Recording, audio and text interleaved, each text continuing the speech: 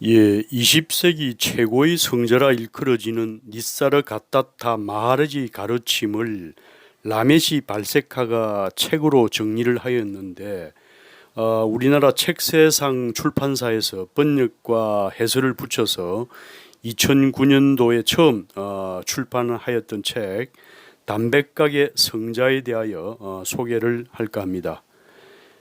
먼저 이 책의 머리말에 나와 있는 니사르 갓다타 마하리지의 삶을 돌아보고 마하리지와 방문자 간의 대화를 통하여 진정한 나를 찾는 데 도움이 되시길 바랍니다. 니사르 갓다타 마하리지는 인도 뭄바이에서 태어난 후 시골 마을 칸달가온에서 아주 가난한 농부의 아들로 성장했다.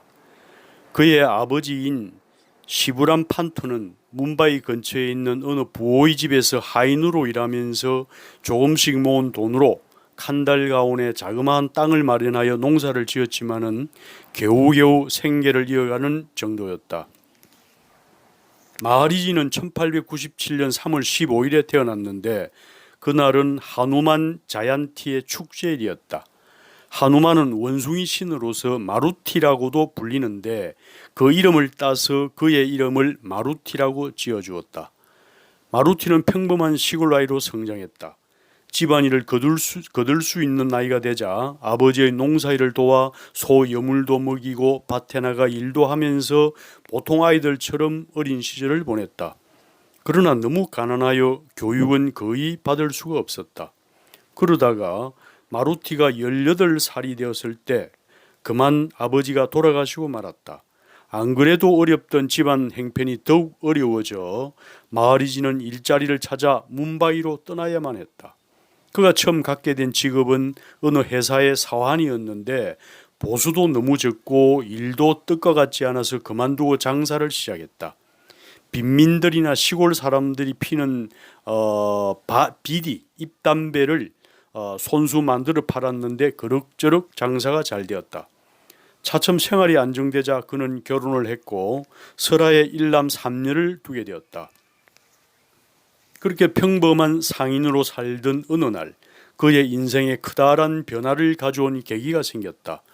그의 친구 중 한 사람이 자신의 스승에게 마루티를 억지로 데려간 것이었다.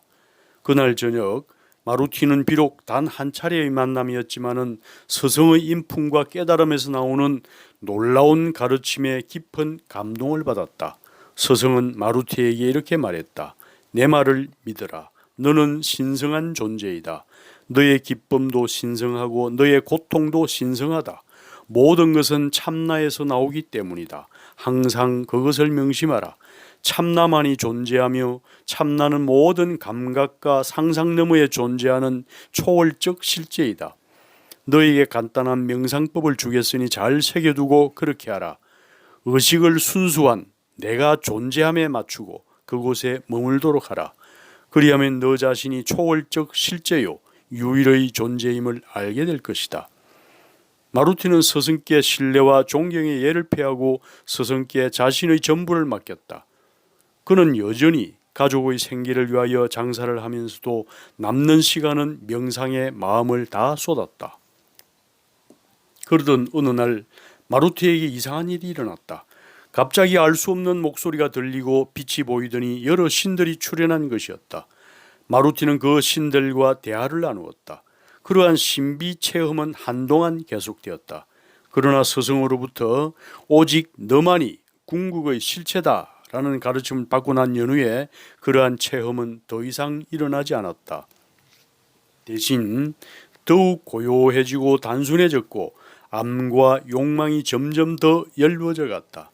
스승은 얼마 지나지 않아 돌아가셨다.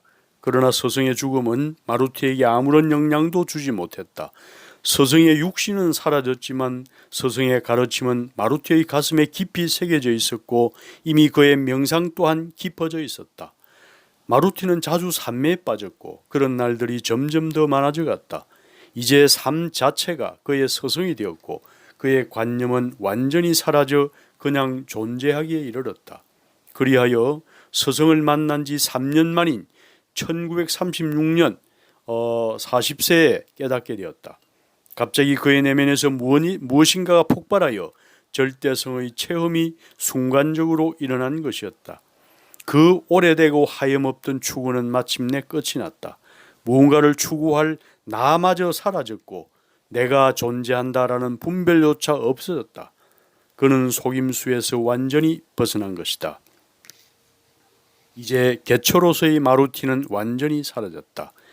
깨달음의 체험이 있고 나서도 그는 계속 장사를 했다. 그는 여전히 세상 속의 담배 장수였으나 그가 진정으로 머무는 곳은 세상을 넘어선 절대의 자리였다. 얼마간의 시간이 지난 후 그는 장사를 그만두고 가족을 떠나 순례자가 되었다. 순례 도중에 문득 히말라야로 들어가 여생을 보내야겠다는 생각이 일어나 길을 떠났다가 부질없는 일이라 생각하고 고향으로 돌아왔다. 그 후 뭄바이 시장 골목에 있는 낡고 초라한 그의 집 다락방은 진리를 추구하는 진지한 구도자들의 순례처가 되었다. 그는 스승임을 자처하지 않았으나 그의 깨달음의 향기는 멀리 퍼져나가 많은 사람들이 그를 찾았다. 사람들이 찾아와 물으면 그는 대답했다. 교육을 받지 못한 그였으나 그의 말은 놀라울 정도로 정확했고 분명했다. 그의 가르침으로 그를 방문했던 많은 사람들의 영혼이 일깨워지자 더 많은 사람들이 그를 찾아왔고 그의 다락방은 진리의 안식처가 되었다. 그의 가르침을 담은 I am 대시 그를 따르는 사람들의 손에 의해서 발간되자 더욱더 많은 사람들이 그를 찾아왔다. 멀리 미주, 유럽, 아시아 등 전 세계에서 그의 가르침을 받기 위해 사람들이 몰려들었다. 그러나 마하리지는 여전히 그의 좁은 다락방에서 그들을 맞았다. 그러던 그에게 심상치 않는 징조가 보였다. 그의 건강이 악화되고 있었던 것이다. 주위 사람들의 요청으로 진찰을 받은 결과는 후두암이었다. 그러나 그는 전혀 개의치 않았다. 태어난 것은 시간이 닿으면 죽어야 한다는 것이었다. 또한 죽어야 할 나는 있지도 있을 수도 없으며 본질은 태어나고 살아가고 죽는 것이 아니라고 했다. 그렇지만 그의 몸 상태는 점점 더 나빠지고 있었다. 그가 후두암으로 고생하고 있다는 사실이 알려지자 더 많은 사람들이 그를 보기 위해 몰려들었다. 그러는 중에도 대화 모임은 계속되었다. 앉아있기도 힘들어 보였지만은 그는 유쾌하게 큰 소리로 이야기하곤 했다. 그러나 그의 육신을 침입한 가혹한 병은 그의 열정을 식이라도 하듯 날이 갈수록 그의 몸을 괴롭혔다. 1981년 9월 8일 의사가 짐에 다녀갔고 마하리지 안식은 잠깐 동안 더 좋아 보였으나 그날 저녁 7시 32분 산소 호흡기에 몸을 의지한 채 마침내 열반에 들었다. 니사르 가타타 마하리지는 84세의 나이로 주어진 배역을 마친 것이다. 진리의 서성 마하리지는 이 땅의 수많은 구도자들에게 꺼지지 않는 불빛을 밝혀주고 영원한 침묵에 들었다. 앞으로 읽게 될 이 책은 주제별로 나누어서 57장으로 구성이 되어 있는데요.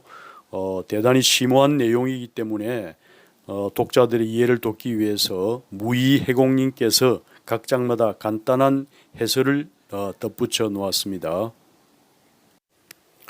이 책 담배가게 성자의 첫 번째 소제목은 참나는 누구인가? 이 제목입니다. 이 제목으로 방문자와 마하리지 간의 대화를 하는 것을 책을 통해서 우리가 들으면서 거기서 무엇을 얻을 수 있을 것인지 살펴보도록 하겠습니다. 방문자: 나는 정말 열심히 일했고 그 결과 지금은 나 자신을 성공한 사람으로 자랑스럽게 생각합니다. 나는 나의 성공에 매우 만족하며 내가 성취한 것에 강한 자부심도 가지고 있습니다. 이것이 잘못된 것일까요?